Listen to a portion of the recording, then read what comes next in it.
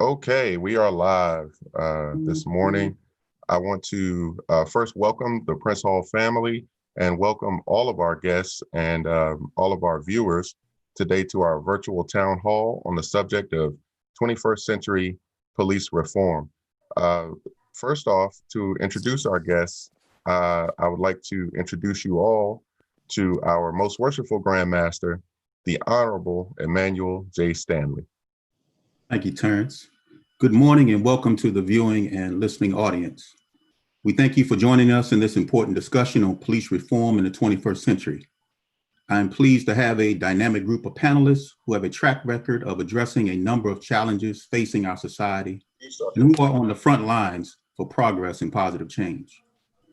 To that end, I am pleased to have the Honorable Benjamin S.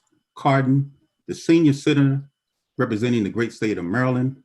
Senator Cardin is the ranking member on a number of Senate committees and subcommittees, to include but are not limited to the Senate Committee on Finance, the Senate Committee on Foreign Relations, the Senate Committee on Small Business and Entrepreneurship, the Senate Committee on Environment and Public Works, and also the Helsinki Commission.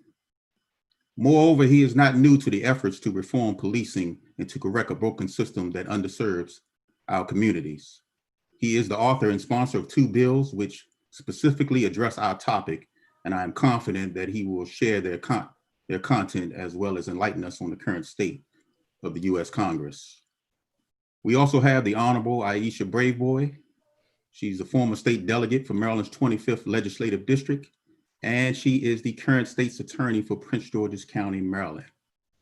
In the House of Delegates, she served on the House Economic Matters Committee and chaired the Consumer Protection Subcommittee.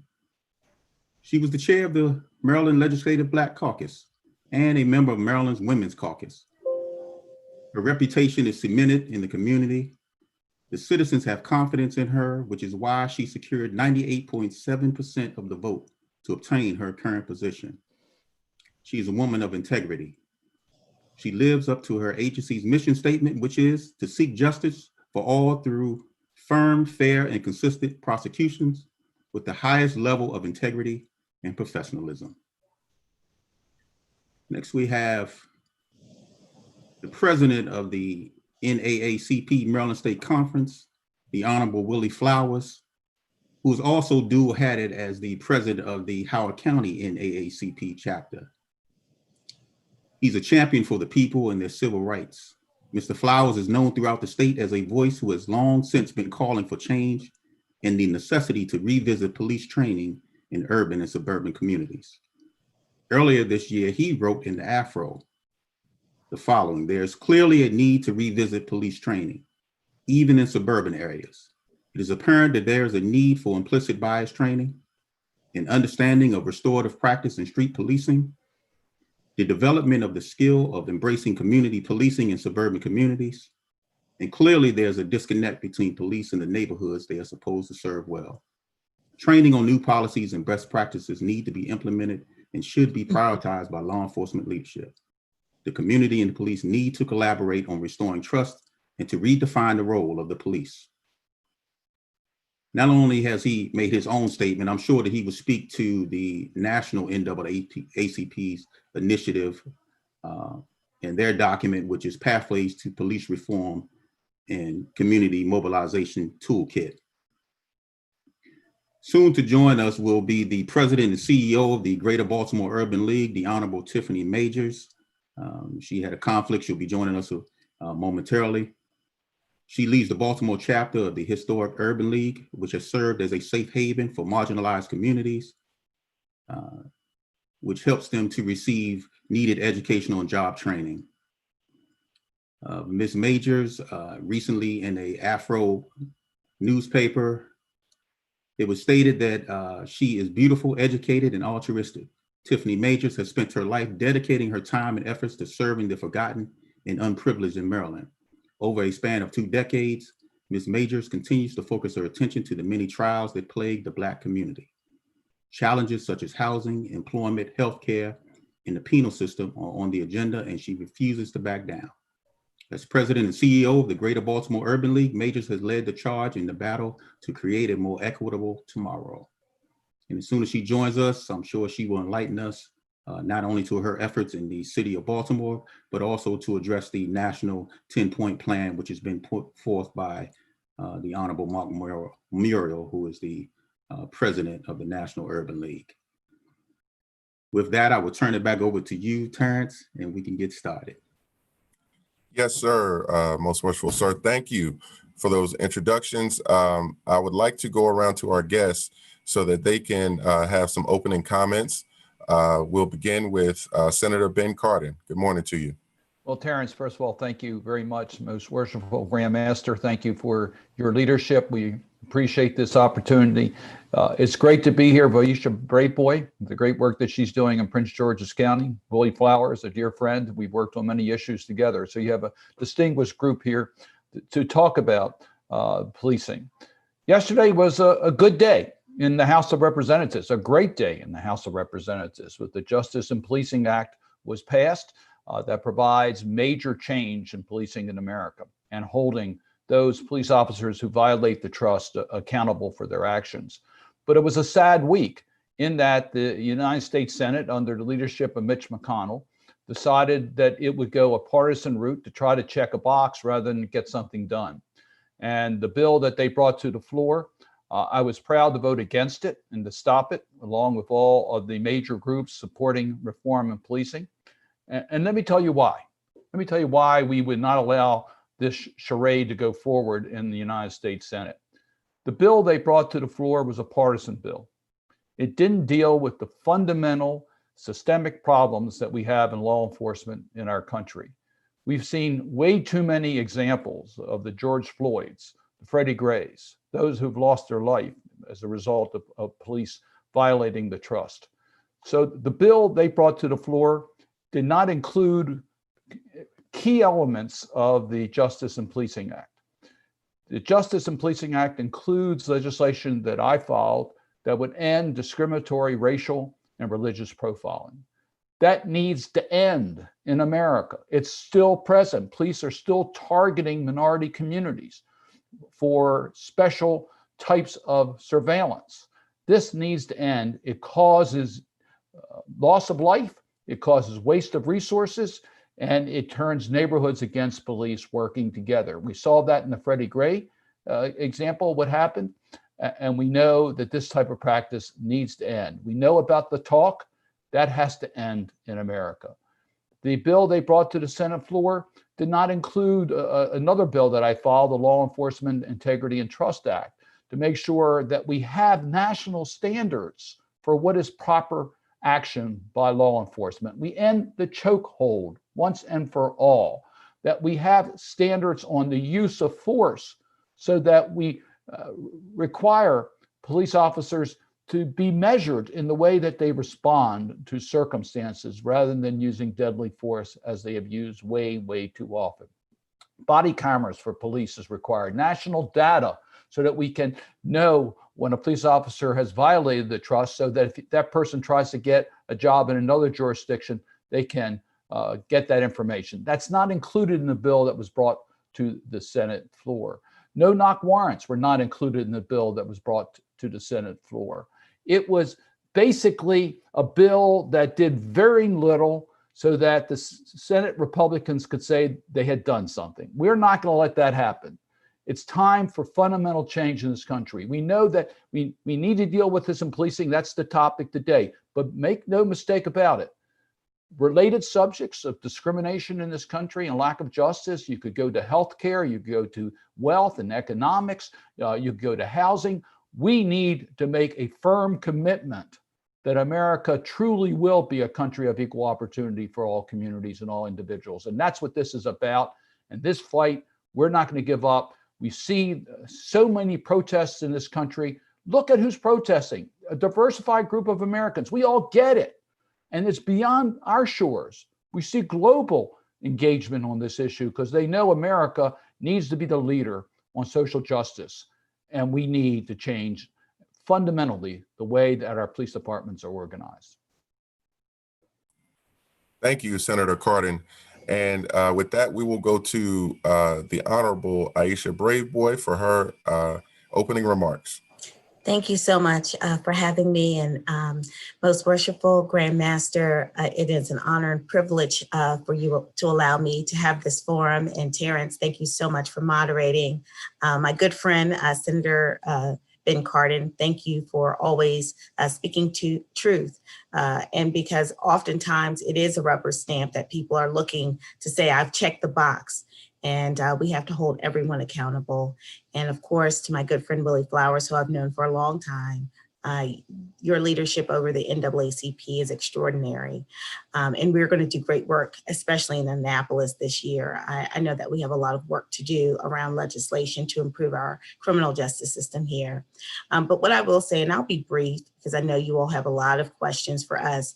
What I will say is that what the lessons of the past few weeks have taught us is that increasingly, and I have said this in my office, we are not simply administrators of punishment, but we have to be problem solvers for our community. Sometimes that involves prosecutions, but sometimes it involves diversion, treatment, and compassion. And not only is that important for prosecutors to look at themselves as problem solvers, but increasingly we need our police officers also to look at themselves as problem solvers. And sometimes, depending on the nature of the offense and the criminal history of that individual who they are encountering, the best way to solve the problem may be an arrest that day. But sometimes it requires officers to exercise compassion and to recognize that sometimes people need other types of help and intervention. But what we have to do as a society is give them those options. Instead of taking someone to a jail, perhaps taking them to a treatment center.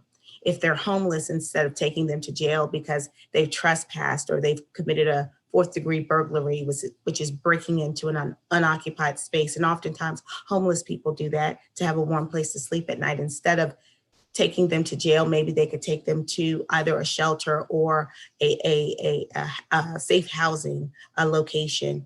But again, that requires us as society to invest in those social safety nets that people need.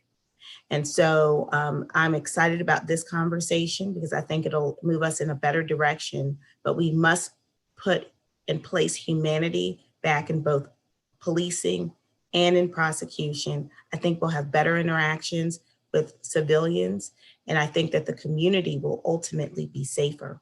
So thank you so much. I look forward to being able to respond to many of your questions today. And again, I appreciate the leadership of the Masons. Thank you. Thank you so much, State's Attorney Brave Boy. We're already getting lots of comments on our Facebook and on our YouTube channel. In fact, one of our worshipful masters, Mr. Chris Lewis L., he says the only way things will change is if we actively change them together. And that is the reason that we're on this call today. So with that in mind, we will go to Mr. Willie Flowers for his opening remarks. Good morning. I want to thank everybody for being on the call. Certainly want to acknowledge the worshipful Master Stanley. Do great work. This is amazing coming from the position of Prince Hall Lodge. I tell the story, the NAACP likes to say anecdotally that the NAACP is the largest and oldest civil rights organization, but I have to be reminded that the Masons came first. I also want to let people know that some of the first stories I heard about, if you got pulled over by the police, or if you got pulled over and got in some trouble, you can show your traveling card for the Masons, or you can show your NAACP card. So I got both of them. And I joined the Masons and I joined the NAACP. And I want to thank Terrence for bringing this technology because it's very important. I'd like to say also that in this thing about civil rights and all this, you got to be concerned about foreign, domestic, and you can add cyber to that these days because you can get attacked from a cyber standpoint. And it seems like you brothers are pulling it together to protect that. And Senator Cardinal, thank you for being here. This really shows an energy toward trying to meet people where they are. And that's significant when you get into a large position like yours, and some people don't even do that. So I commend you for that work. And Aisha Brave Boy, the state's attorney, I remember when this sister was, I don't know, you were working in the community outreach person. And many years ago, it's probably around 2002, and now she's a state's attorney. So that just goes you to show that when you do the stuff at the grassroots level, it can pay off big time. You can do good work. And she's certainly nestled into the challenges in not just Prince George's County, because she gets around the entire state. So we look for great things moving forward. I want to remind everybody that sometimes we get away from what the real issue is. And I know that the police are kind of the focus, because the police are 24 hours, they work 24 hours. They, are always visible. And, if we all had a job that we work 24 hours, we'd be filmed too. But they have cameras on them, and outside, inside, and all that kind of stuff. So they get the focus. But I do think that while we need to work with the police, and I certainly double down on community and police relations, I think that's significant. It should be a noble part of it. But we also got to talk about this thing that causes this, and that's systemic racism. And if we leave this out of the conversation, the police can be reformed, healed, whatever you call it, reconciled, and we'll still have these many challenges in our systems because of systemic racism that will continue to exist. And if we don't deal with that, then we're going to be stuck. Now, I'm proud to say that in Howard County, and my experience with the police has been, challenging, because I lived in Baltimore for a while. And during a period of time, Baltimore was unrelenting about their focus on being tough on crime and all that. And I became a victim of that. I don't like to say the word victim, because you don't get out of it. I had an experience that inspired me to dedicate myself to the NAACP. And that experience had me in central booking for 6 hours. And it was not a good experience, but it showcased that there was overreach by the police. And I'm trying to editorialize this to get to my point. The point was that I could have taken that bitterness, anger that I had. I was so bitter and angry that on the rough ride to central booking, I decided to leave that city. We moved away from the city. But when I became the president of the NAACP in 2017, I couldn't take that venom feeling of being a victim and all that in leadership. And I had to make a intentional decision to figure out how to work and collaborate with the police. And I think Howard County was the best place for that. Well, it didn't matter, but I just happened to be in Howard County. And since then, we have worked together over the last 4 years, built a very strong relationship between the NAACP and the Howard County Police. It has reduced and mitigated a lot of challenges and I had to learn that the police work by investigations. And if there's an open investigation, you can't say anything. So I had to learn that.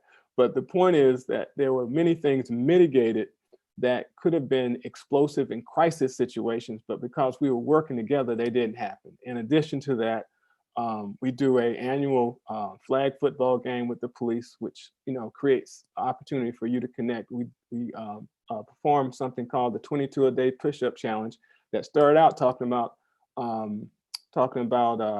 PTSD and military veterans, but when we did it with the police, they said that the police have PTSD also. So these types of things were discovered. We worked together, and last year we finally did a golf tournament in collaboration with Howard County Police and the police unions, I want to add, because there's always this feeling that the police unions are more rigid than the police, but we raised $20,000 for youth programming in Howard County for young people.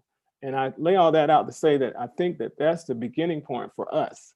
And now we can move to talking about policy, because if you can't have a relationship with someone, and everybody on this panel knows that you can't force them to do any policy that it's going to change the way they see things, if they do things, if they don't see it the same way. So I think that the goal should be collaboration. The goal should be working together with the police and the community, so we can heal some of these challenges in the community. But I think it starts with understanding the power of systemic racism and the history of white supremacy in it. Thank you for the opportunity to present. Thank you so much, Mr. Flowers, for that intro statement, and thank you for all the great work you're doing. We would like to go directly into our moderated discussion portion. We have a number of questions coming in, and we're going to encourage our social media network commenters to continue to keep the questions going. Our first question is from Jay Glenn, and it says, what are actions that citizens can take or things we can do to get involved in progress and contribute to police reform? That was kind of echoed by Christopher Lewis L., who mentioned, what can we do as citizens to ensure the passage of the bill in the Senate? So I would like to start with Senator Cardin, and maybe you could address some of those concerns. Thank you.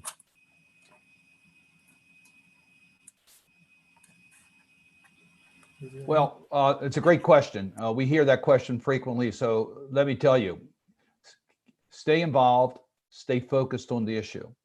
Let me just go back on some of the explosive issues that we've seen over the last year and a half with gun violence.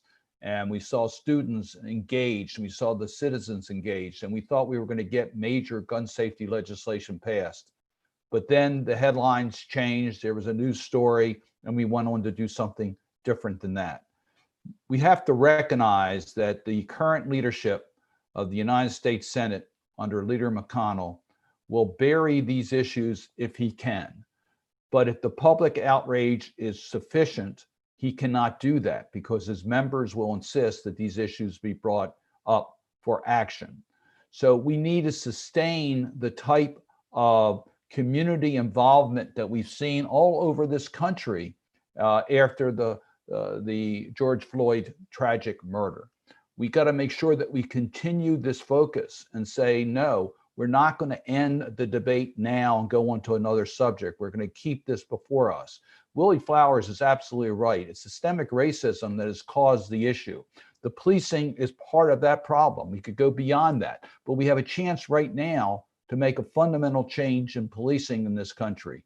The bill introduced in the Senate by Senator Harris and Booker is a reasonable bill. Let's debate it. So I think stay engaged, make sure that your legislators understand that this issue is not going away. You're not going to accept a stalemate that's been created by Mitch McConnell. Let's get this issue up for vote, get those letters out, do your emails, continue the protests, and we can make progress. Thank you so much for that, Senator Cardin. And I want to kind of pass the same question to State's Attorney Braveboy about how can citizens get involved when it comes to police accountability and police reform more on the local level. Yeah, I was going to say a lot of what I think we can accomplish on the local level because of the dynamics politically will probably be far greater in some ways than what can be accomplished on the national level. And so while I hope and I will pray that a very meaningful bill comes out of Congress, we have responsibilities right here in our state as well as our local governments to ensure that we're doing all that we can to promote accountability, responsibility, and smart policing. And so I know that there are and has historically been efforts in Annapolis to pass legislation that would provide for greater transparency with respect to police-involved use of force issues. There has been,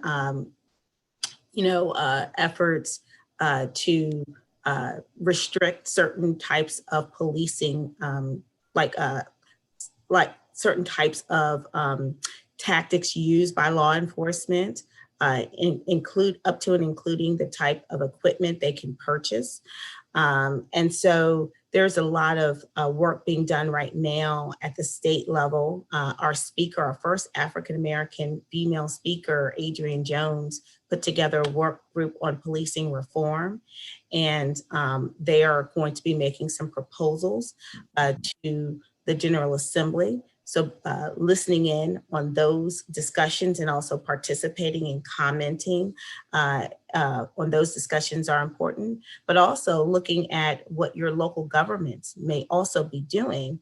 Often local governments have what's called citizen complaint oversight panels or some type of citizen involved review of policing policies, as well as police use of force complaints.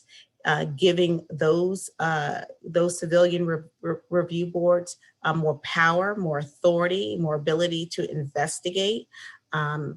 So those are some things that we could, as a community, push for right now. And because, again, of the dynamics in our state, we have a lot of progressive, or I consider them, just right thinking. When I say right thinking, I don't mean politically right. I mean people who are willing to say what is right and do what's right. So we have a lot of people who are looking for solutions, who are not tied into the old way of doing things, who understand that there has to be change.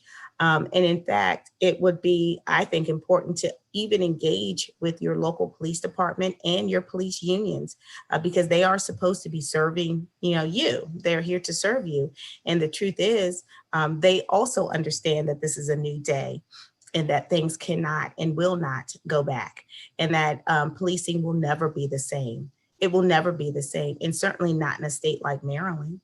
So I think there's an opportunity for individuals who want to get involved at their very local level, whether it's in a city or a county, or at the state level in some of the criminal justice reform proposals, or even proposing reforms yourself.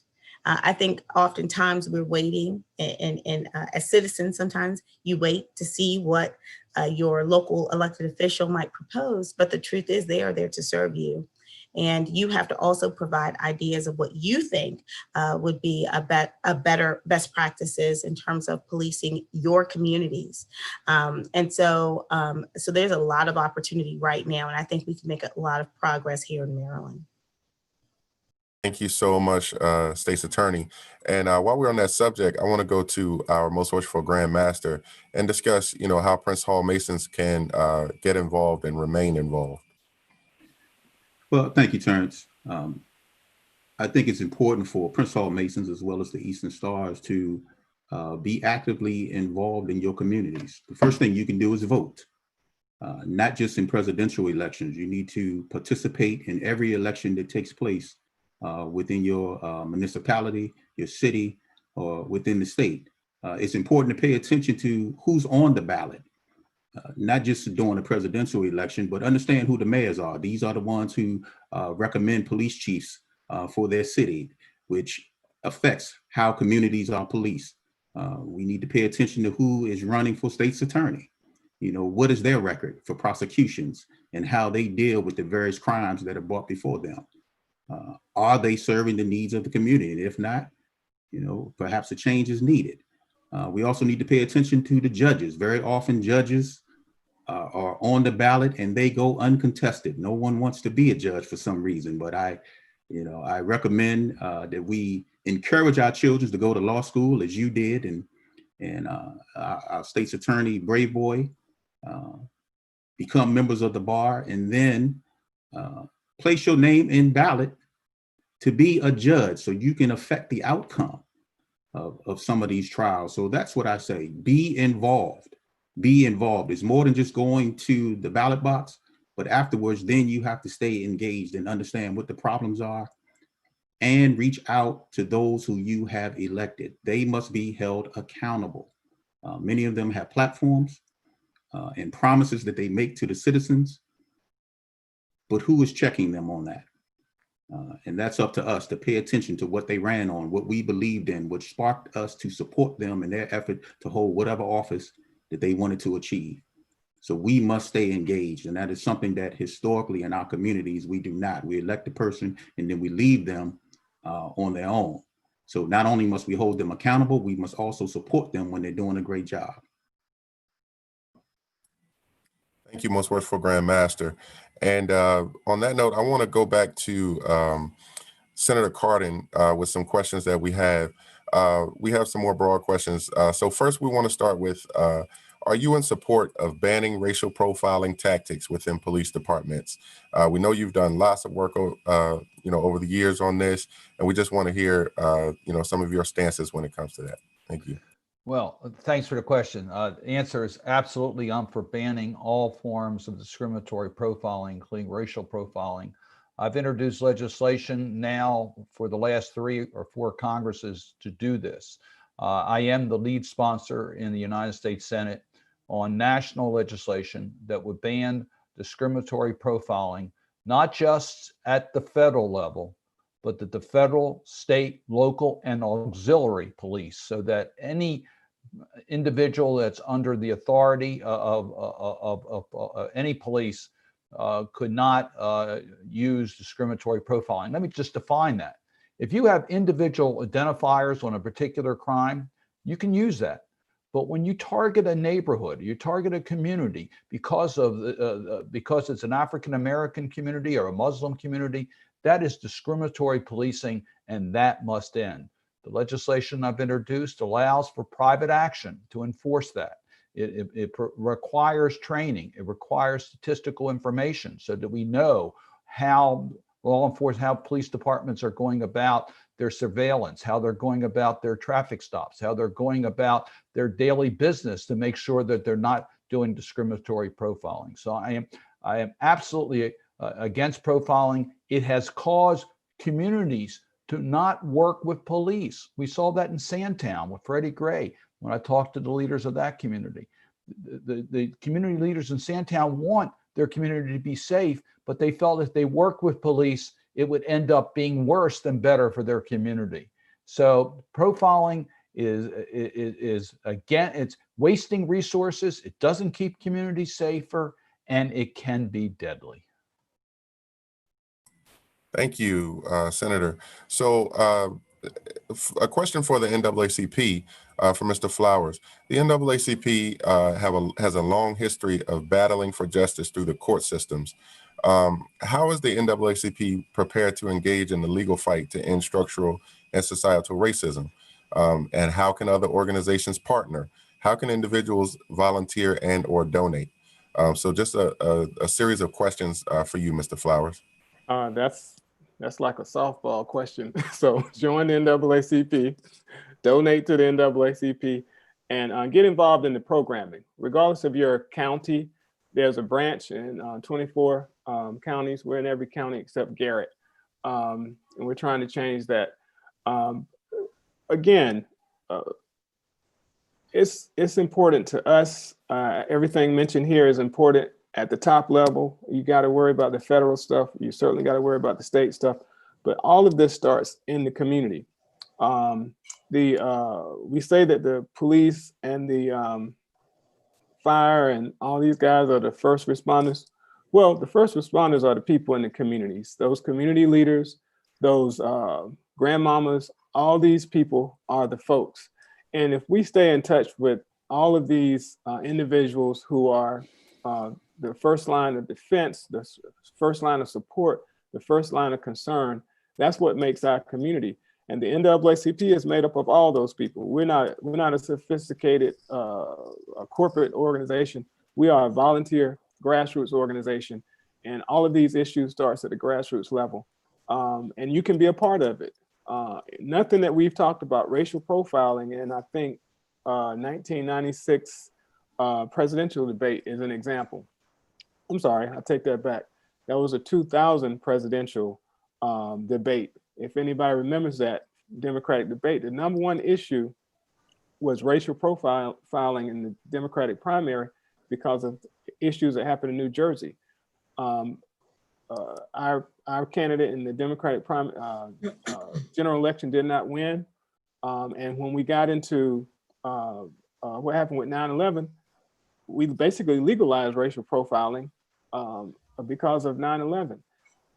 That was a very small grassroots issue. We stay focused on the issues together. When they get to a higher federal level, they don't lose the sensitivity they have. One thing that we can apply to this conversation, and that we're trying to apply around this conversation about policing, particularly in schools, is that law enforcement at the grassroots level becomes not just social work, but it also becomes human services. And they need to be empowered to do that work better than they do, because if they're only trained to be police, the obligation they have to do social work and human services gets lost. So we got to stay focused at the grassroots level and articulate this up. So when we're making big legislation, it doesn't get lost. So just stay at the local level. Thank you, Mr. Flowers, for that answer. And so next, I want to go to our state's attorney to ask a question that's really been burning on the minds of a lot of our Prince George's County natives. So first, we just want to talk about how will officers who engage in inequitable treatment of minorities or who conduct illegal profiling be prosecuted? And when we say that, we just want to know if you could outline the process for prosecuting such a police officer with whom your office may work closely. You know, what issues could arise from that, and under what circumstances would a special prosecutor be necessary?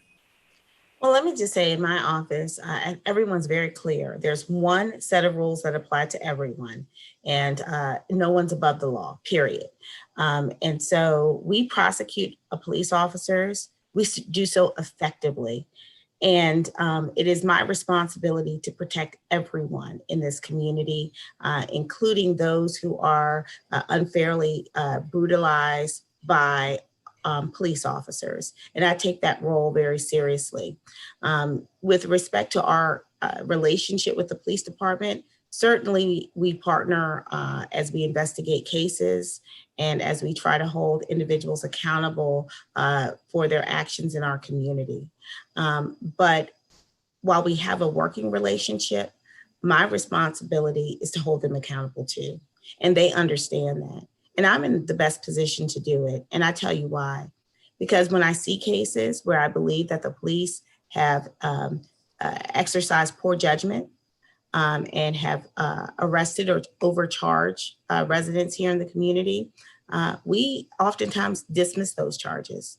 And through my prosecutions and what we choose to prosecute, we send a message on what we will tolerate in this community. And so where we see people on a routine traffic stop being charged with resisting arrest and assault on a police officer after an interaction where the police officer may have behaved badly, we don't move forward with those cases. We dismiss those charges against those civilians in our community. And we also look at it as an opportunity to teach and train our officers to enforce the law more appropriately in our community. You know, being in this role, it is dynamic. When I say it's dynamic, you have a lot of responsibilities, a lot of power, but also your duty is great. But our ultimate duty is to do justice. And if I have cases brought to me by officers who I can't trust, I can't try them. That's simple as that, because we cannot put and allow officers who we believe have discriminated against people or have used unfair tactics against our residents, we cannot use them on the stand. And we don't. And so when a special prosecutor might be needed would be when there is a direct conflict with our office. And that has, since I have been there, has not occurred. So all of the police prosecutions that we have done with our my staff. My staff is very effective. I have some of the best prosecutors in the state, probably in the country. And so I don't want to put on someone else the responsibility that I know that my office has and that I know that we can perform effectively. So we have prosecuted officers successfully. We have a number of indictments for very serious offenses committed by not just Prince George's County police officers, but we have 26 municipalities, and we also have other policing agencies that operate in our county. And so we also look at their actions, and we bring cases against officers in some of these other policing agencies that have committed use of force issues or other just criminal issues in our community. But from my perspective, I just have to do my job. And I've done that. And I think every prosecutor has the responsibility to do their job effectively, to work with police where you can, but also to hold them accountable. And that's just the job of the prosecutor. And we should not look at taking that responsibility away from the prosecutor, because we are responsive to you. You elect us to do a job. And if we put that responsibility off on someone else, what that says is that the citizens, you don't have a voice in how that special prosecutor or whoever may be brought in to prosecute those cases. You don't have a choice on the decisions that they make. You can't influence them. You can't hold them responsible. You can't remove them if you don't like how they're doing their job. That is just a responsibility that the state's attorneys must have to exercise. And unless there is a direct conflict, then it is the responsibility of my office to prosecute those cases, and we do so effectively. Terrence, if I could jump in, Go ahead. And ask our panelists, because I heard the opening statements from Senator Cardin and the several comments from State's Attorney Braveboy. I'm just wondering, what is the impact of training for police officers? There's been a great deal of emphasis put on it. Every time we have one of these incidents, we talk about training. Mr. Flowers talked about implicit bias training. In most agencies, I work in the federal arena. We do training throughout the year. We have ethics training. We get trained on fair treatment of others, and this is at least annually. My understanding is that most police departments, their training has to deal with how to protect themselves, use of their firearms and equipment, but there's very little other training that goes on. What are your thoughts on how to improve the training for our police force to hopefully eliminate some of the biases that exist? Anyone? I'm sorry, go ahead. So go ahead. Senator? Well, I think it starts with how we screen those individuals who want to be a part of our police force. Oftentimes we are screening for things like, have you ever smoked marijuana? Have you ever committed, even a petty crime, versus, what kind of groups do you belong to? Do you have any bias? Have you ever been involved with a racist, organization? What are your views on different types of people? Like, these are the questions that need to be asked, and individuals need to be evaluated before they get on the police department on their biases. Okay, so that's the first thing that I think is important. In addition to that, you can't teach someone not to be racist if that's what they want to be. Okay, so I think we have to understand that people who are racist choose to be racist. Now, there are people with biases based on maybe their experience growing up or other things. So they may have a view of a certain person based on their experience or based on what they have been told. And those individuals perhaps their minds can be shaped through the process of training and getting them, acclimated in the community. That is a possibility. But again, I think that everyone has their biases. So I'm not suggesting that everyone who's on a police department can't have bias, because the truth is we all have our biases. And I think it's unfair to kind of put on them, something that all of us have. But when I say we have biases versus racism, we may look at someone a certain way based on our experience, but how we treat them, I think, determines whether or not we can be fair in how we administer justice. And so what I believe happens is oftentimes you have people who are absolutely racist on departments.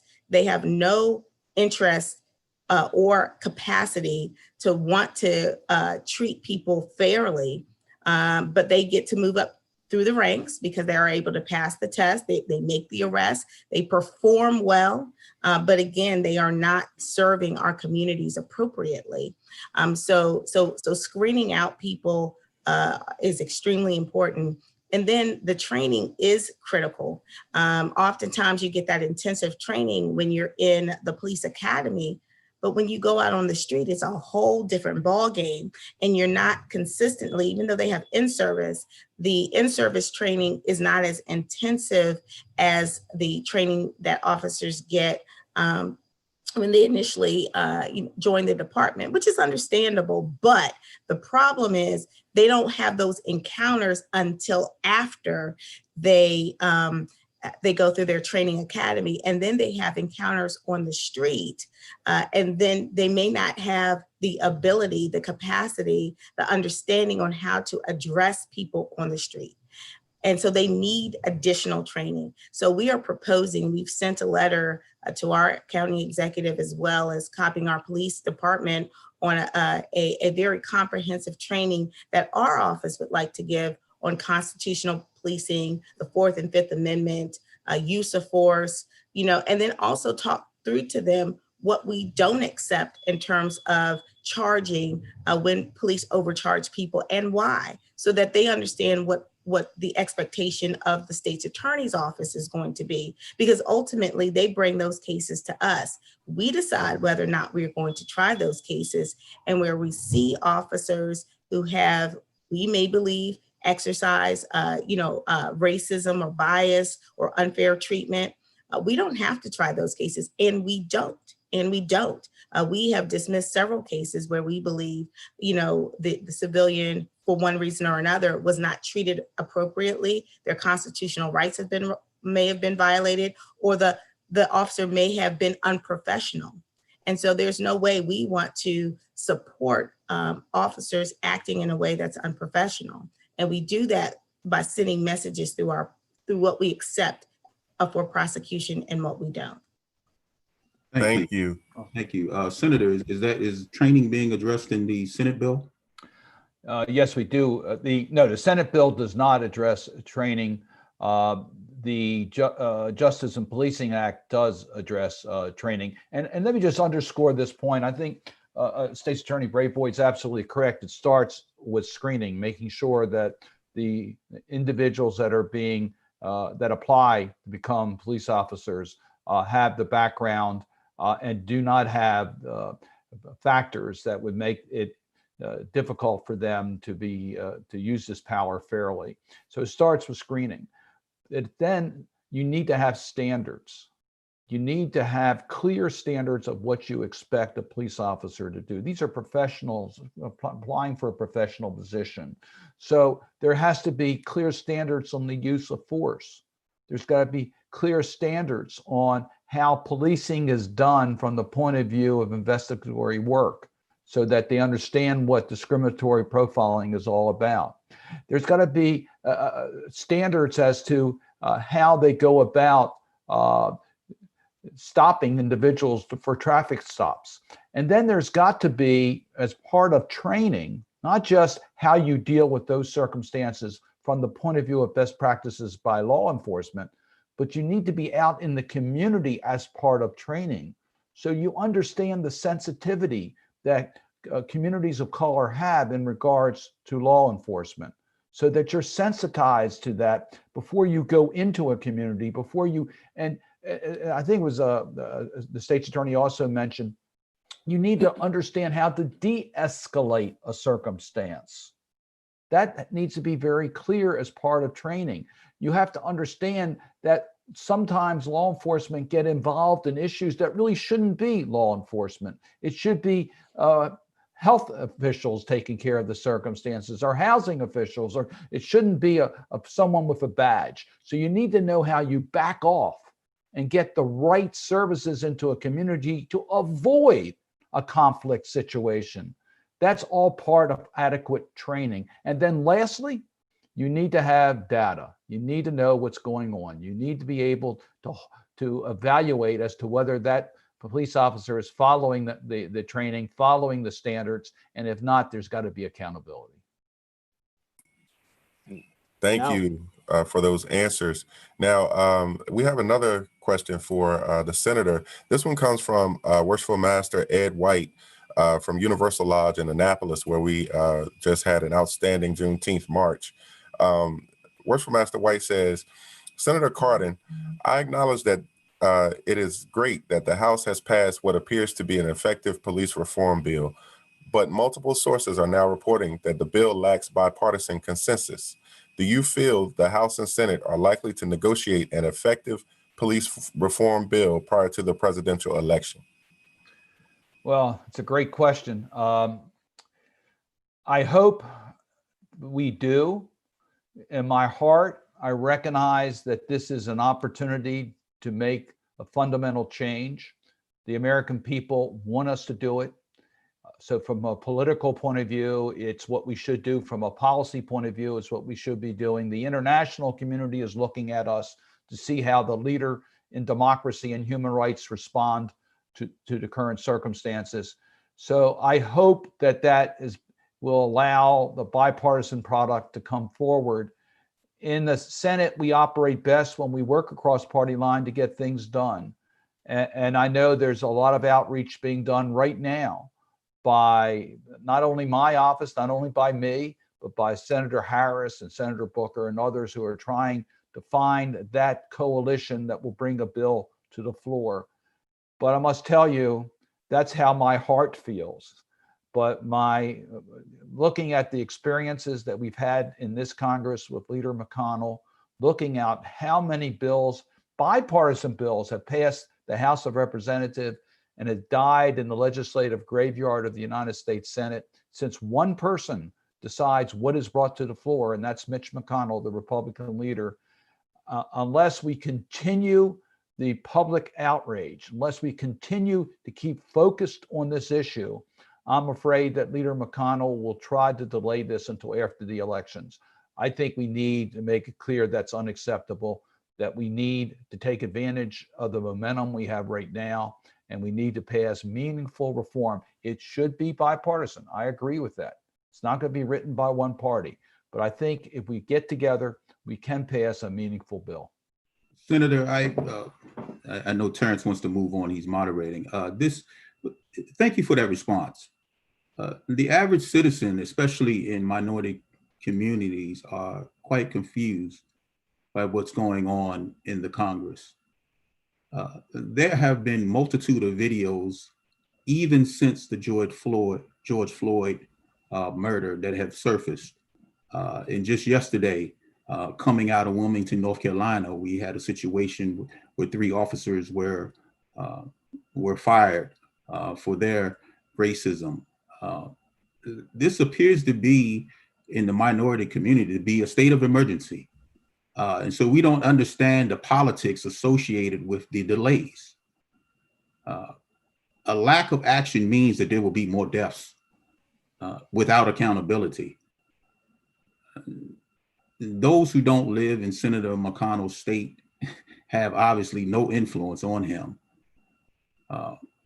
So we don't know how to apply the proper pressure to make this happen so that we can save lives. And that's what we're looking for. This has nothing to do with red or blue or what your political affiliation is. This has to do with saving lives. And it would seem to me that everyone in the Congress would be interested in doing just that. Can you explain to us why that is not the case? Well, Grandmaster, your original response to how individuals can get involved by voting was right on. That's the fundamental. We should never miss an opportunity to express ourselves at the polls. And this election could be the most critical in our lifetime. So when you say if you don't live in Kentucky, you can't influence Mitch McConnell, let me disagree with that. Mitch McConnell can only be the Republican leader if he has a majority of United States senators that are elected in November. there are 1/3 of the United States senators are up for election this November. Now, Maryland does not have a Senate seat open, but there are Senate seats open in 1/3 of the seats, or 2/3 of the Senate, 2/3 of the states. So you can influence Mitch McConnell by making it clear to the Senate election in your state that this issue must be addressed now. You can't wait till November. If you wait till November, you're not going to be back in the Senate.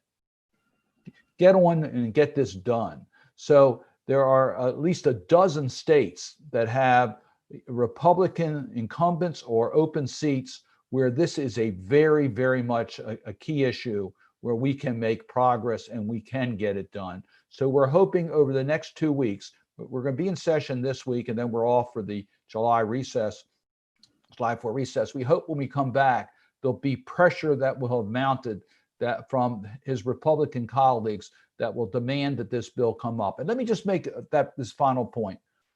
We're prepared to have a bipartisan bill. We know it won't be identical to what passed the House. We recognize that. We need to negotiate it. But the bill that they brought up this past week was a disgrace. It didn't do anything. We need to have a base bill that we can be proud of, that hopefully we have an open amendment process. We'll let the will of the Senate prevail. But at the end of the day, we have a bill that makes progress, makes significant progress. And if we get that, I'll proudly vote for it, even if it doesn't include all the provisions I would like to see there.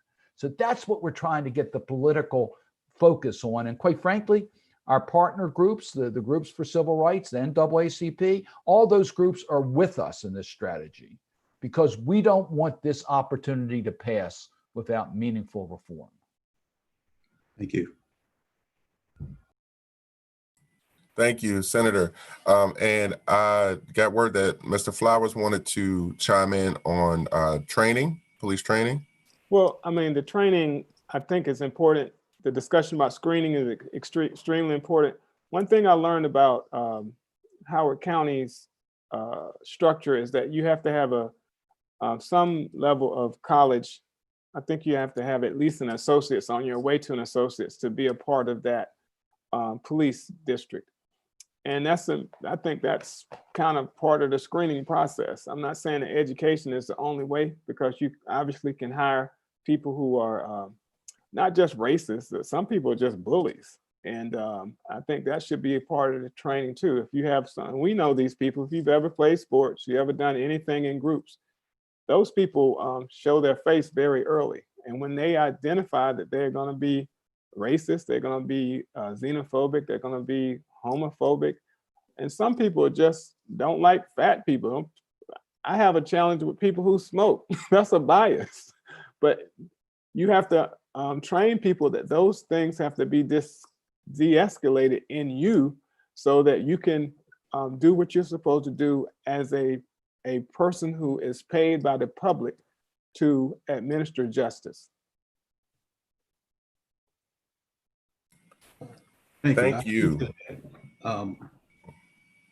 Along those lines, I would ask our panelists, what can be done in the state of Maryland, particularly with the Maryland Police Training Committee, which is the governing body for police training, to have more diversity and accountability from that organization?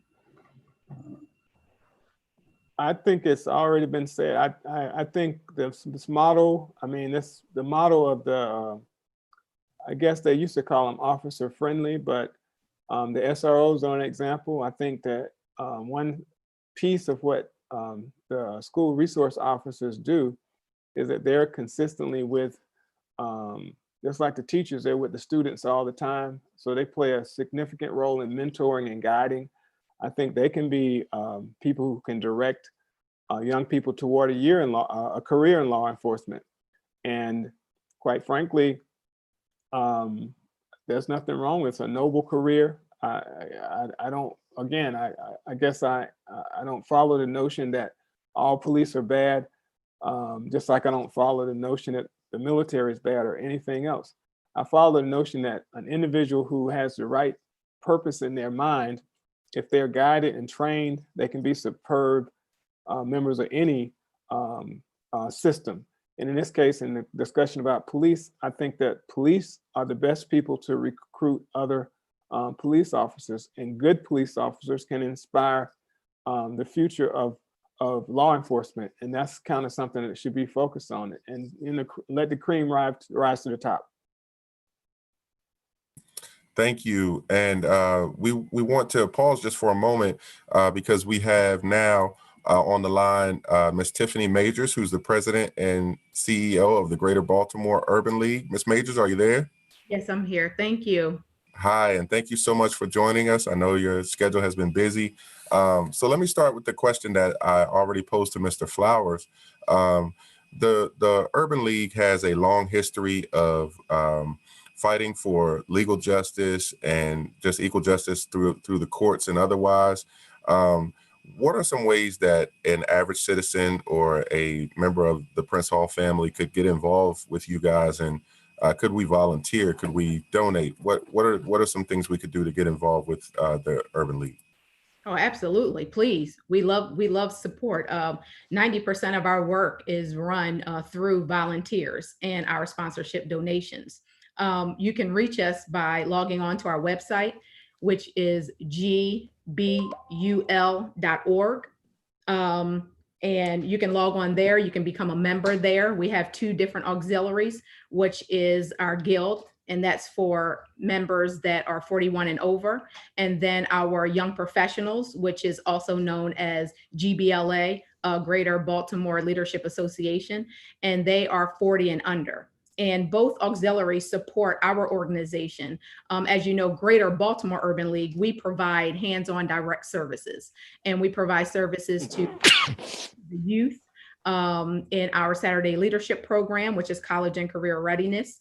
We serve over 140 students right now, and our students originally all came from Baltimore City, but we now have students that travel from New Jersey, Washington, D.C., and Virginia that participate in our Saturday Leadership Program.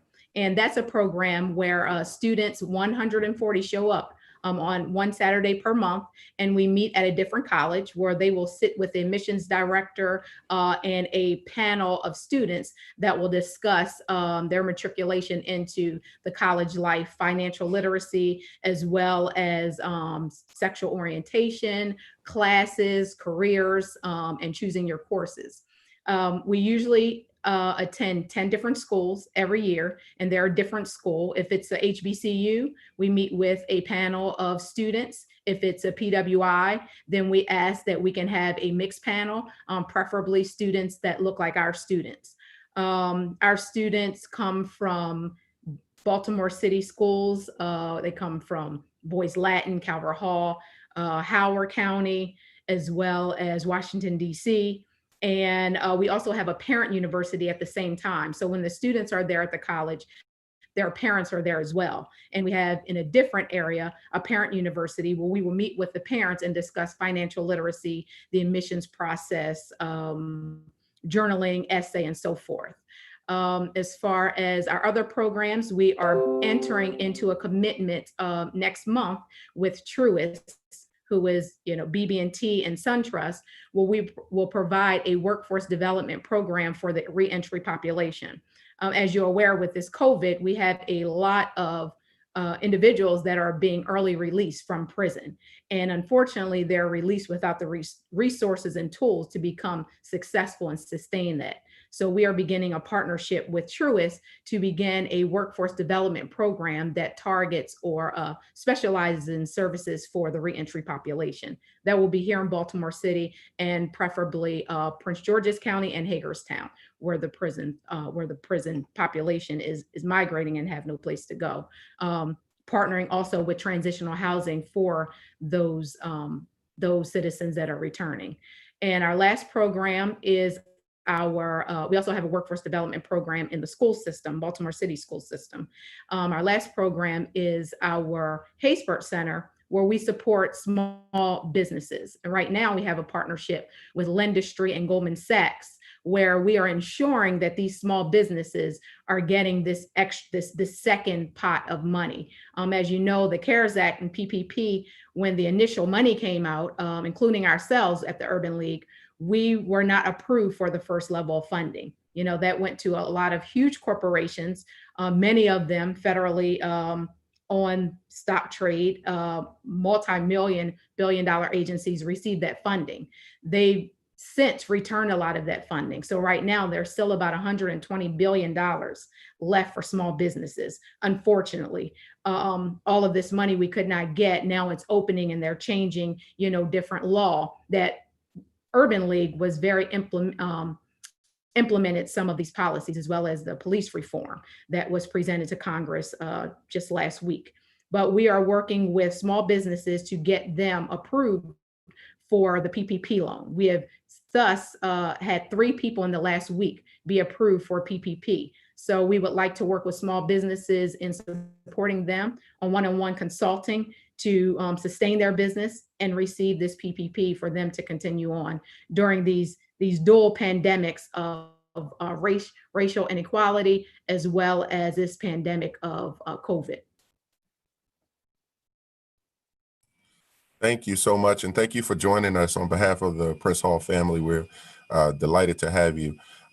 We understand that a couple of our panelists are going to have to be leaving us soon. So first we want to go to Senator Cardin for any closing remarks. And again, Senator, on behalf of the Prince Hall family, we just thank you so much for taking time out today. Well, once again, Terrence, let me thank all of our panelists. It's been, I think, a great discussion. I particularly appreciate the conversations we've had about getting involved. And Aisha is correct. There's a lot that can be done at the county level. The county can lead by example and show us what we can do to really build trust between community and police. And Willie, I think, is absolutely correct when he says it's systemic racism. It's not so much what the police is doing, it's the attitude that we have in our country that has built up over many years. We're not where we want to be. So there are broader issues that we have to work together. And if we join together, we can make change. It was Dr. Martin Luther King told us that each one of us is here for a purpose and each one of us can make a difference. But when we join together, we can bring about change.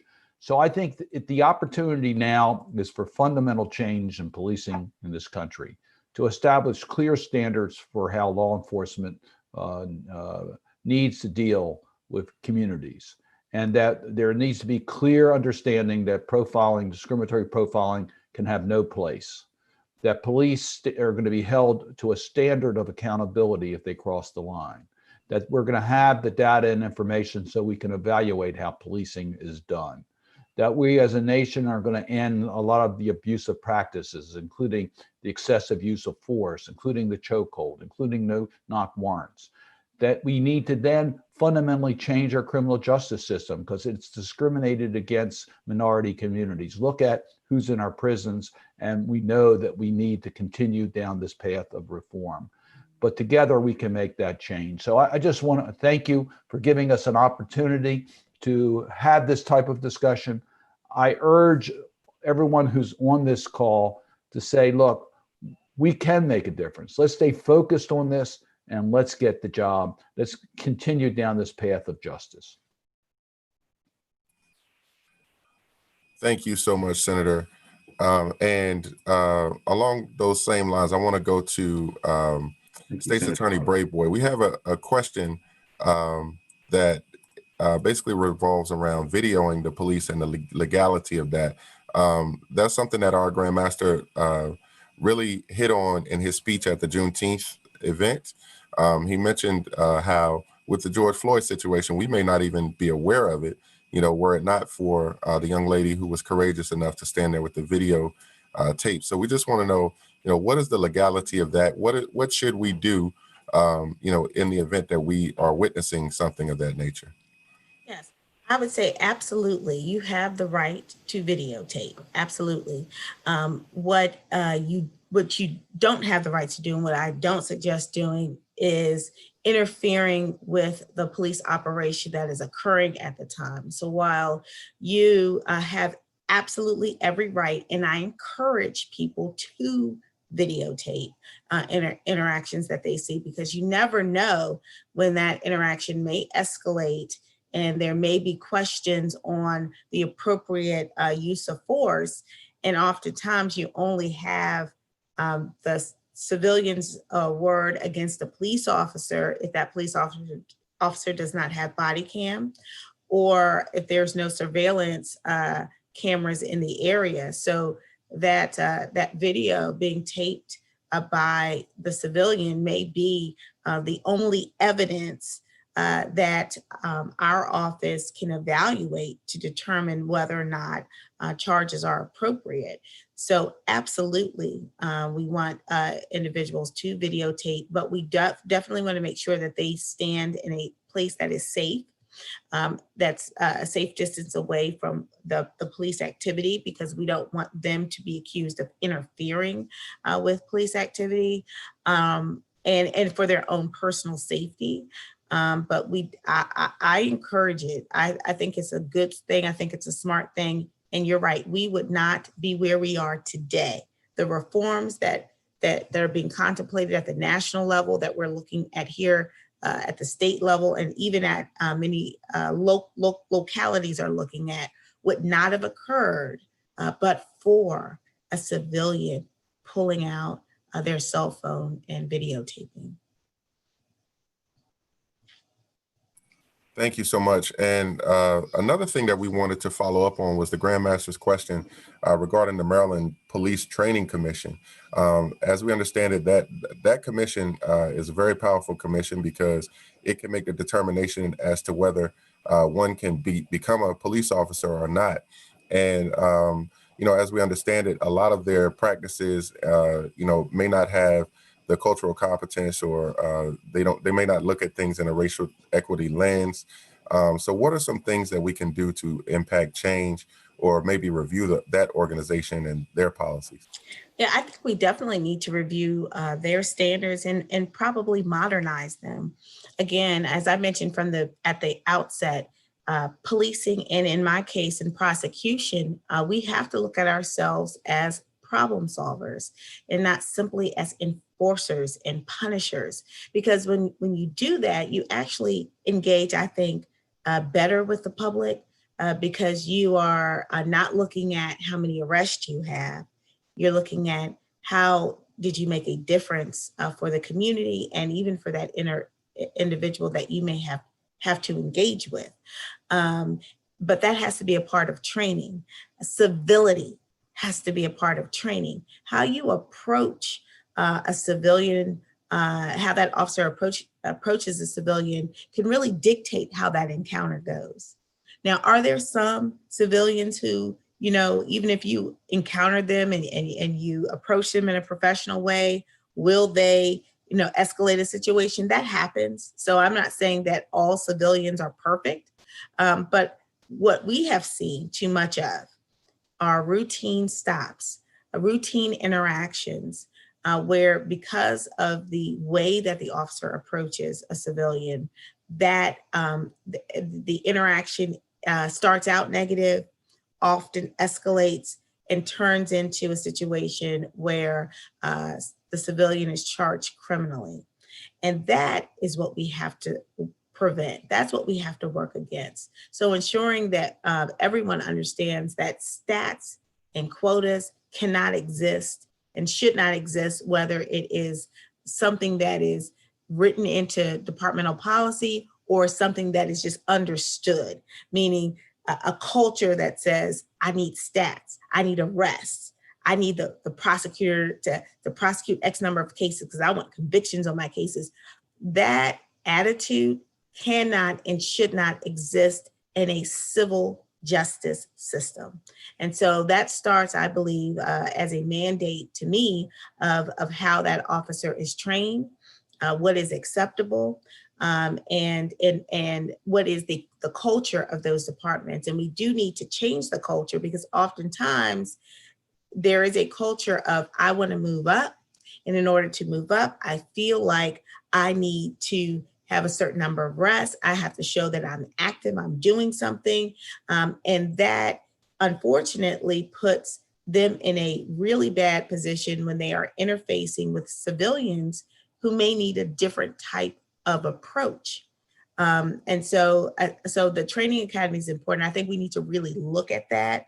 I think they need to certainly engage state's attorneys more than probably they do now, because the truth is every case, if it's going to move forward, comes to our office and we make those decisions. And if our values are different than their values, there will probably be tension because we're not necessarily going to try certain cases or move forward on certain types of charges.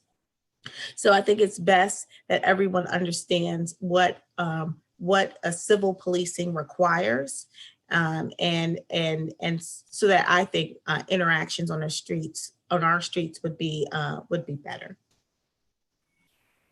Thank you. And earlier you mentioned a trailblazer who is doing a lot of work on this police reform, and that being Madam Speaker Adrienne Jones. We are happy to say that Madam Speaker Adrienne Jones is a member of the Order of the Eastern Star. As a matter of fact, she's a member of a chapter in Baltimore, Maggie C. Upshur. And that chapter's associate matron, Ms. Shakira Johnson, had a very interesting conversation with me last night regarding community policing. And so that's something I wanted to address with you guys. She mentioned that in her community, they took it upon themselves to schedule a coffee date with the police. It happens, once every few weeks. They meet, they talk about, local issues regarding policing. They know the police by name and those things. And we just want to know, how can we establish some formal structures to where more communities will be encouraged to do that, so that, we know the police are more engaged in our communities and will have better relations with us as a result. State's Attorney, I'll go back to you if possible. Sure. I know that a lot of communities have like coffee clubs with police officers. Here in Prince George's County, I think all of our majors have like a citizen advisory committee. So they interact and engage with some of our civic leaders. And I think all of that is great. What I think, though, is important is that that we take those relationships on the streets and begin to engage and interact with those who are likely to come into contact in a negative way with police officers. That is our young men, specifically young Black men. It is our homeless population. It is our individuals, because I think it was Willie who mentioned on the front line, the front lines really are the folks in the community, right? They know what's happening in their community. They know the problemed homes. They know the problem children. They know the issues for the business community. They kind of know that, and they navigate that daily. What I think is important is for true community policing, it's not just about having groups of people who are already involved in the community. It's really about how do we engage and interact with folks who are on the streets, who typically are the ones that the police are interacting with negatively or have a negative interaction with, which I think means that we need to do more community walks with our police officers.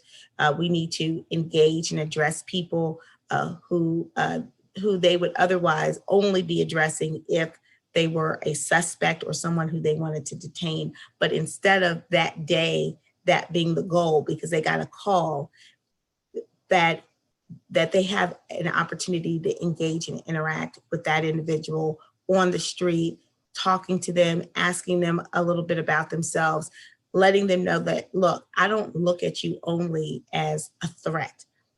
I don't look at you only as a criminal. I want to understand who you are as a human being. Once our officers really start doing that, I think, again, the interactions will be different. I remember when I was I don't think I was, maybe I was a delegate at the time, or maybe I was just in the community, as Willie mentioned. I love serving our community. But I did a ride along with an officer. That officer saw a young man standing on the side of a street corner. And, an officer could have looked at him and said, I think he looks suspicious. I think he may be selling drugs. I think I think he may be a problem. But this officer just wanted to know his name, just wanted to see how he was doing, wanted to know, hey, can I assist you with anything? You need anything? And that young man smiled, engaged that officer. And I don't know why he was there. And it wasn't our job to ask him why he was there. But it was the point that there was an interaction that he got to have with an officer that was positive, that showed care, that showed concern. And so I think especially our young men need to have more of those interactions, those engagements. They are not the ones that are at the coffee club meetings. They are not the ones on the Citizen Advisory Committee, but they are the ones who we absolutely need to hear from, because those are the individuals that are having the negative interactions with police on the streets. So I think that's where, to me, real community policing come in, when we're not just talking to the civic leaders or the community advocates, but we're talking to every single person at that grassroots level.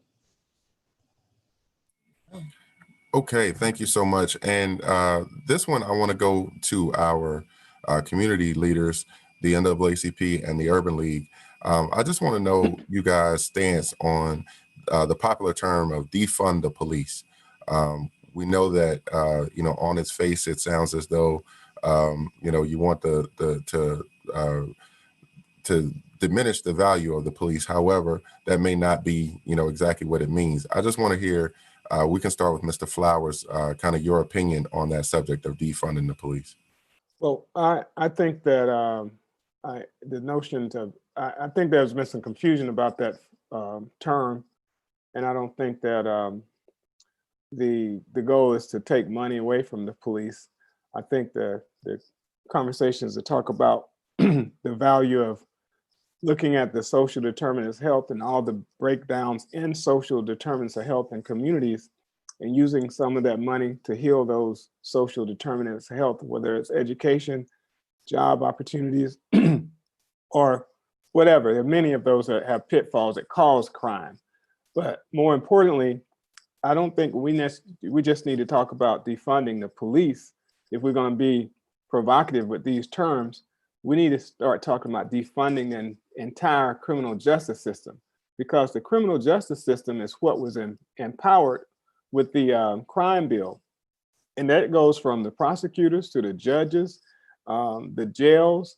In fact, I would say refund the people for all the money that has been put into private prisons.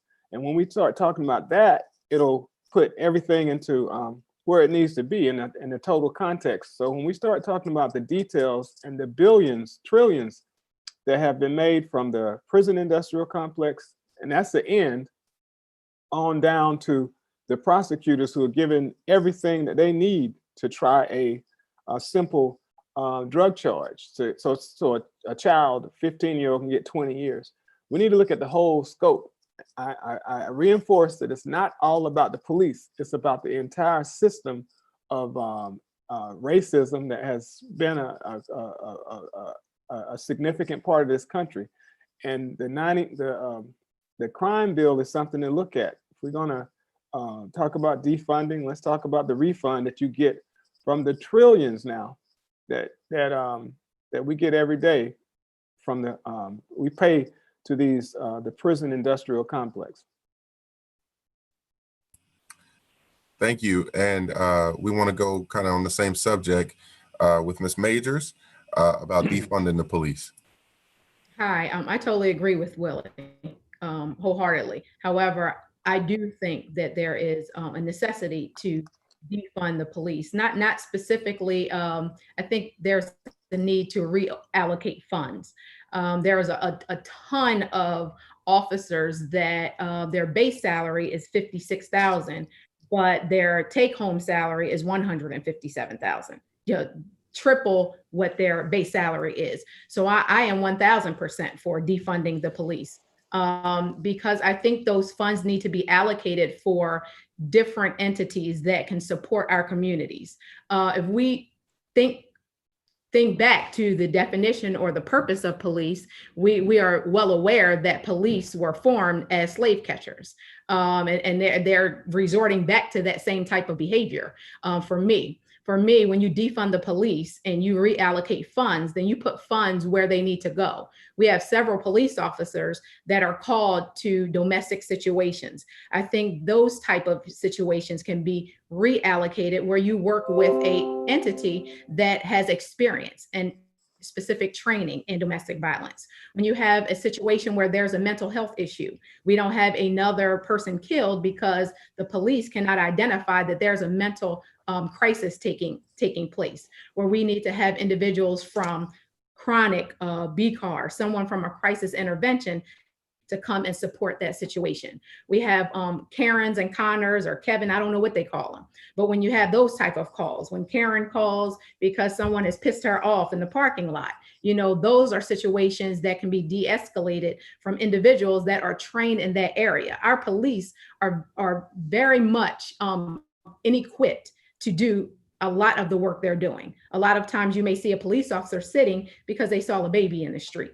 They have no idea how to handle individuals that are homeless, how to handle food insecurities. So when I look at defunding the police, I look at reallocation of funds, taking away from those triple overtimes and using that into services that will support youth, that are re-entering into society, to work with the re-entry population, that this population is not only dealing with the police officers that they sometimes believe put them there, but will work with the entity that will help them sustain their lives and have that ability to succeed. Defunding the police is probably the first thing we need to do, as well as reform the policies. It's a whole systems change. As he said, we need to change the whole system. The system is completely broken, and it seems like we're going back to the very state and root of why police, were formed to catch us, and they're catching us. Karen is catching us, Kevin, Colin, everybody is catching us doing everything. So Tiffany, let me help Tiffany. Tiffany is gonna have to be careful with the Karens and those terms. No, I'm serious. Well, she brought up a good point.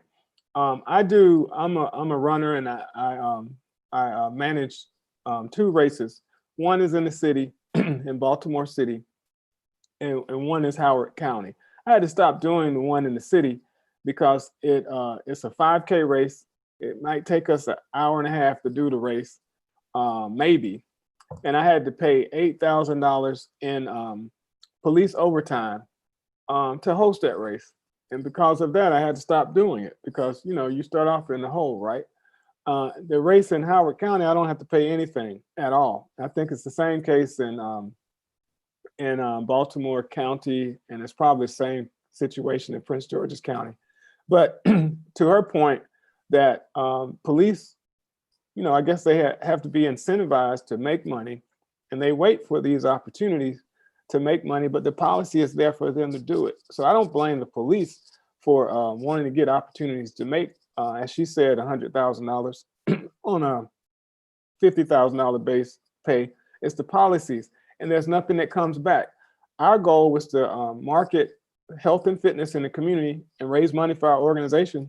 We couldn't do that because it was too expensive because of this policy, and those things need to be looked at too. Since we're talking about the provocative nature of defunding, we just need to look at the policies along with it. Thank you. And State's Attorney Braveboy, I understand you have to go, but I just wanted to give you an opportunity if you wanted to address the defund the police thing, and also, just any closing comments that you may have. I'd ask if you would also add, your counterpart in Baltimore, Marilyn Mosby, has said that we need to reimagine policing in the 21st century. And along those lines, she has decided not to prosecute certain cases. If you could address that and what's happening in Prince George's County with your office. Sure, absolutely. Well, let me just first say that, again, it was an honor to be a part of this very distinguished panel.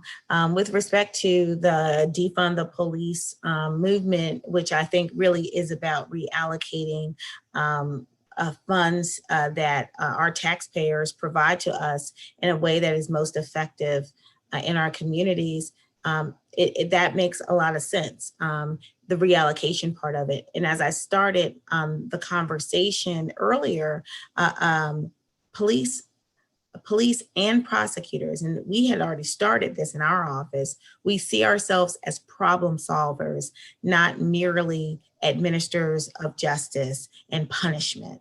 I mean, we certainly administer justice, but we also can solve problems that may not require an individual come into the justice system or remain in the justice system.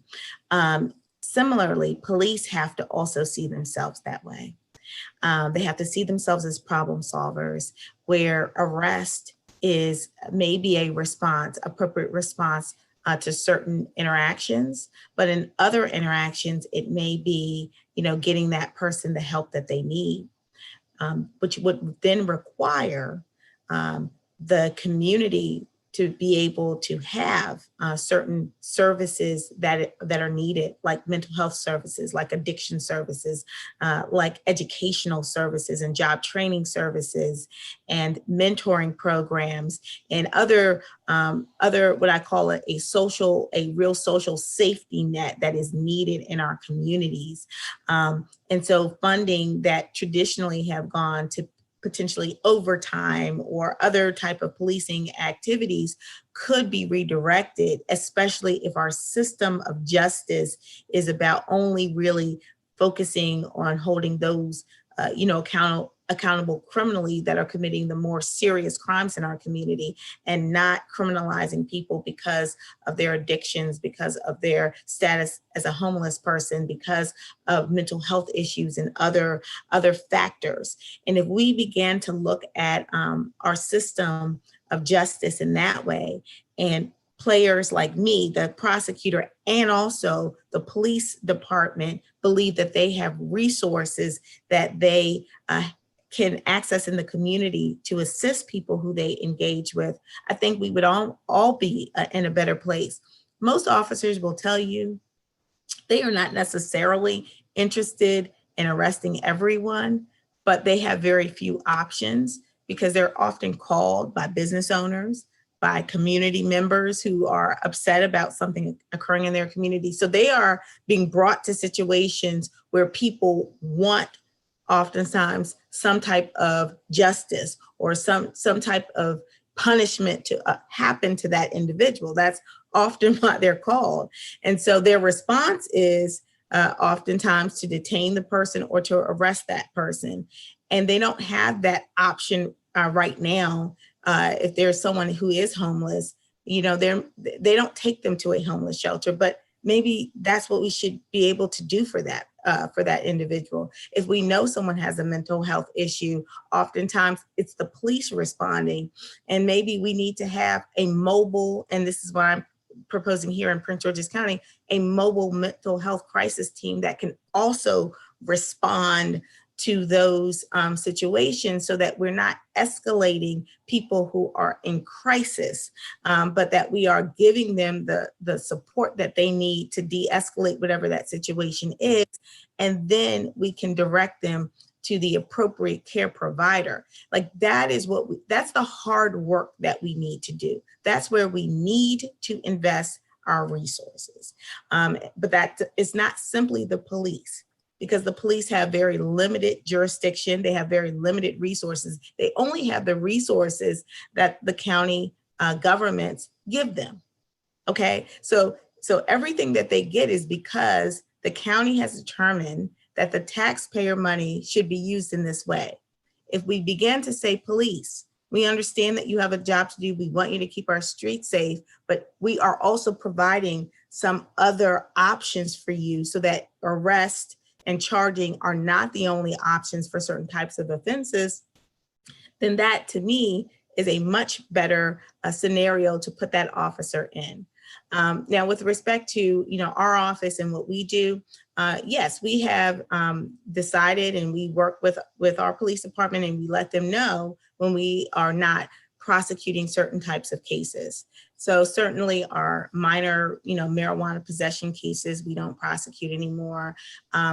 The prostitution cases we have had for the past about almost a year now, what's called a prostitution or a commercial sex work diversion program, where individuals who may be arrested are triaged and put into one of 3 programs that we have partnered with in our community to assist those individuals to gain job training, skill development, mentorship, so that they can make other choices with their life.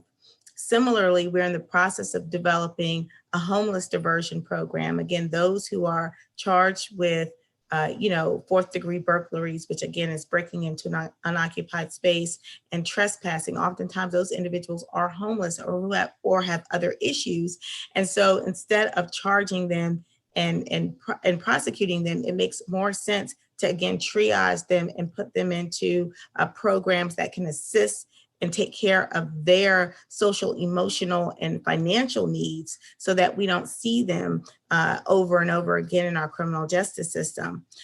So there are a lot of things that we divert most of our low-level offenses already. We don't prosecute them, but we do have programs. We have programs for people who write bad checks. We have programs for low-level theft crimes. We have programs for individuals who commit very, very minor offenses in our community, but if not addressed, they could potentially escalate. And so that's kind of our concern, is not the minor crime. Is this indicative of, is this a gateway crime that you're engaged in now and that could escalate in the future? And sometimes the answer is no. They're committing, trespassing because they're homeless, and so they're not going to do anything else probably. But we want to give people the tools that they need to be successful in life. And so that's what our office does now. We've been doing that for the past 18 months. And since I've been state's attorney, and it's been very successful. So we don't prosecute a great deal of our low level, misdemeanor cases for that very reason. And we for a very long time. Thank you so much, State's Attorney, and thank you again for joining us today. We were very excited to have you and your perspective on this. Absolutely. So moving forward with the panel, we just want to discuss promotional opportunities. So one of the issues with policing and community policing happens to be the fact that many of us discuss how quite often the police don't necessarily look like us. And when they do, they remain low level. So we have situations where they can't get the promotions as easy because the people making the decisions don't necessarily look at those decisions with a racial equity lens. So what are some things that we can do for our police officers of color to ensure that they are getting promoted and they are getting the necessary things that they need? We can start with Mr. Flowers. Well, the work that we've done, I've had the opportunity to, one of our members is a retired officer. So I've been a little exposed to the process for promotion in the Howard County Police. And it's not to say it's complicated, but it is strenuous. You have to stay on top of your studies. A lot of it is academic, but the other is a matter of commitment and your attitude toward leadership and how you want to retire. And what I've seen them do, there's a police union, and then the African American police union is called the Centurions for Justice. And they basically support, mentor, and guide police who want to be in leadership and move toward promotions. And I've seen that. Hopefully that's the same case in other areas. But I think that the whole mentorship thing is important. And it's the commitment. I mean, an individual has to be dedicated to their own success and an effort to be promoted in order to play at that level. So I can't really speak to anything. I can only speak to what I've been exposed to. But, and then, I mean, the example of that in Howard County is that we have an African-American female chief of police, and Chief Lisa Myers, who is a person who not only did she go through that process, but she mentored other people. Thank you, Mr. Flowers. And I want to ask a quick question to Ms. Majors. Do you think that a reallocation of funds would assist with the Urban Leagues program and mission? Oh, absolutely. Absolutely. We provide different services that, as Mr. Flower said, or Aisha said, they're just not trained to do. You know, we're expecting them to do too much. We're expecting them to do things that they were not trained for. If they reallocate funds programs, we're looking to start a diversion program as well for youth that have re-entered back into society for workforce development. So yeah, absolutely. If the reallocation of funds is supported, it would support many other organizations, many small nonprofits and grassroots organizations in Baltimore City that specifically work with youth. I know when I was growing up back home, we had the PAL. That was a big thing for us. I played basketball for PAL, and our police officers were friends. They would drop us off. It would be no problem working with the police. We had great relationships with the police. But unfortunately, you know, working in Baltimore City, there's just a total different outlook, and not necessarily from the police, from the youth. You know, the vision of what they believe the police do and what their purpose is totally different than what's actually going on. We need a position where we can have those type of relationships again, where you have the police that are working in mentoring programs with different nonprofit and small organizations up in the communities, where you have the police officer, like you said, you know, not necessarily officer friendly, but is in the community that's taking time, you know, if they give them the overtime to go play basketball with them, or to play football, or to train them on something, to teach them how you can be the proper police officer. Police officers are to serve, you know, they don't, people don't even realize that they serve us, you know. But you don't get that visual from youth or from our inner city communities. The question you asked, Mr. Flowers, I really couldn't answer because I work primarily with Baltimore City, and I have so many friends, both female and male, Black, that are in high leadership positions in Baltimore City. I don't really know, you know, how that works. I know two of my friends that are majors. She's been an officer for 25 years. I don't know if it really takes that long to get there, and it had to do with gender and race, but I do have quite a few friends that are in leadership positions in Baltimore City Police. But I think, I know that if you reallocate this large, you know, I don't know if you saw the graph that was going around, I put it on our page, but you could see a certain portion of the budget where the police budget was all the way down here for like 56 million. And then it was like here for education, and then some other things that made no sense for nonprofits or civil rights organizations where there's a serious need right now. There was almost $0. Personally, we don't receive funding from the city, not so much the state either, to support our programs. So it's imperative that we have reallocation so that we can support the city in moving forward. It's not just a lot of you know, lip work, but we're actually really supporting each other. We're there to support the police officers and the city as a whole. Funding would definitely support that. My funding does not come from the city government services. All of our funding comes from personal donations, philanthropy, and corporations like banks. But we don't get any support for our youth programs. That is the top youth program running for at least 7 years. We don't get $1 for that program or any support. Let's change that. Absolutely. And thank you for that. So we are having great weigh-in online. We want to keep that discussion going. So please continue to send your comments. We see a lot of great ideas about community policing, a lot of questions. We can't get to them all, brothers and sisters. We thank you. for joining in. But at this moment, we're going to go to our most worshipful Grand Master for his comments and to begin to close us out. So without further ado, the Honorable Emmanuel J. Stanley. Thank you, Terrence. I want to say thank you to our panelists. I really appreciate the great work that you're doing in your various areas of responsibility. Your commitment to the communities in which you serve is obvious, and your reputations precede you. So again, I say thank you and I applaud you for all your great efforts.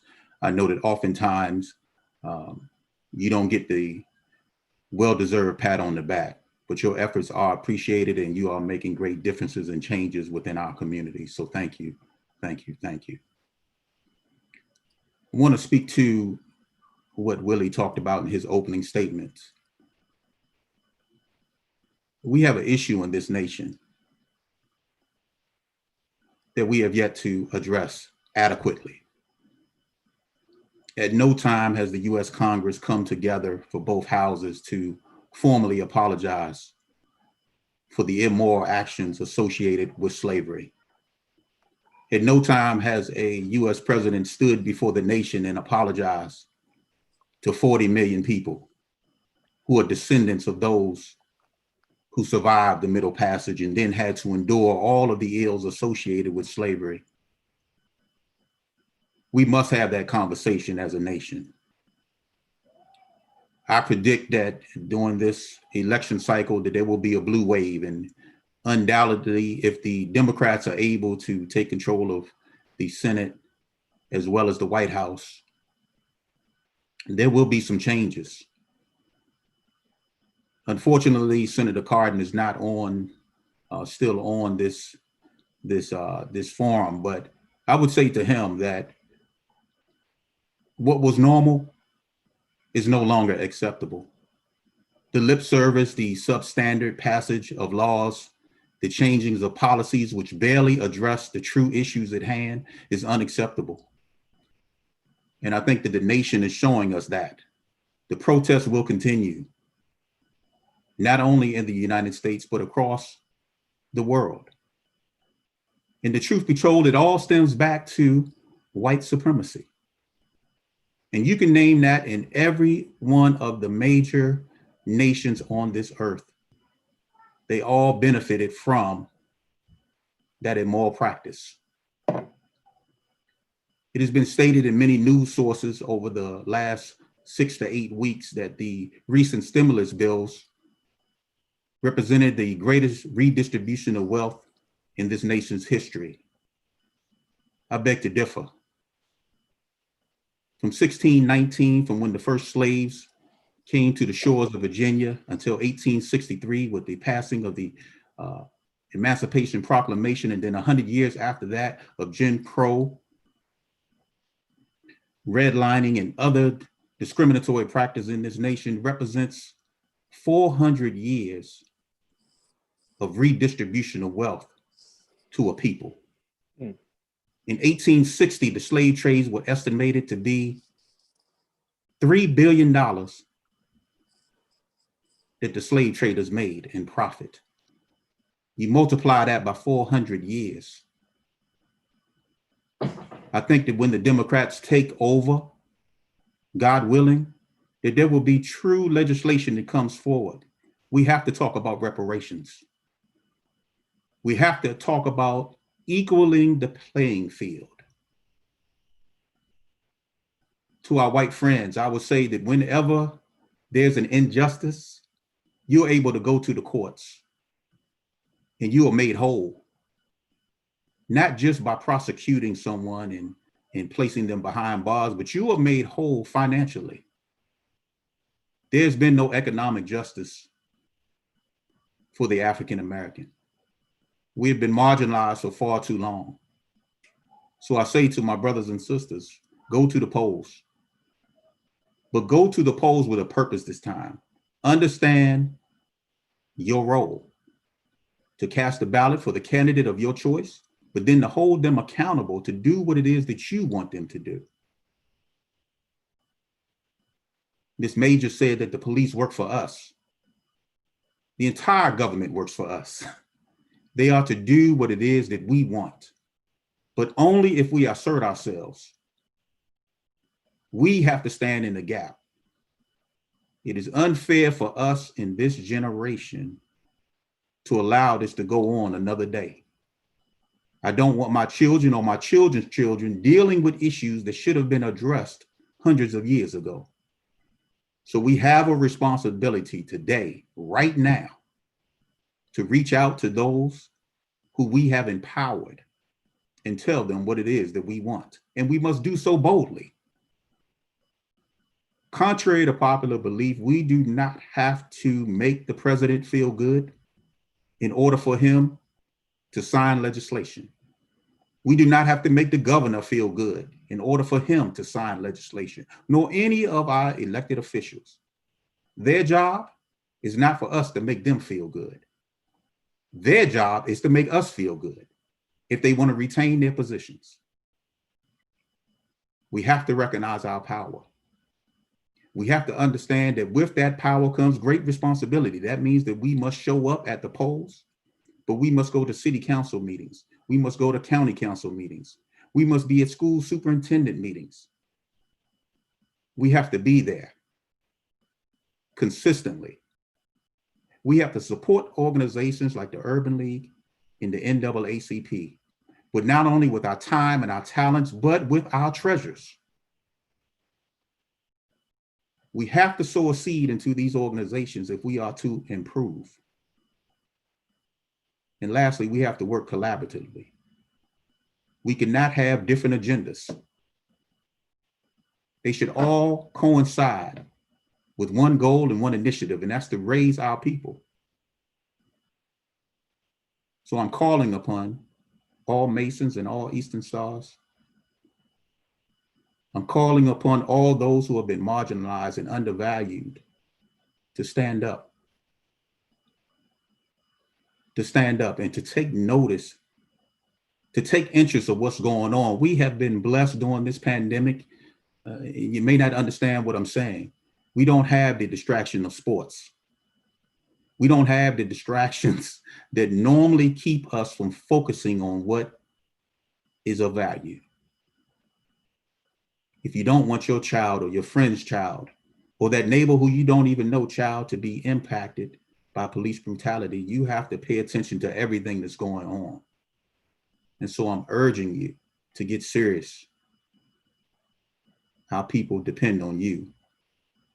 Our future is depending upon what you do today. So I thank you for your time. I appreciate everyone that participated in this forum. And those that viewed us and those that were listening. I pray God's blessings upon each of you. And I pray God's blessings upon this nation because we need it. Thank you, Terrence.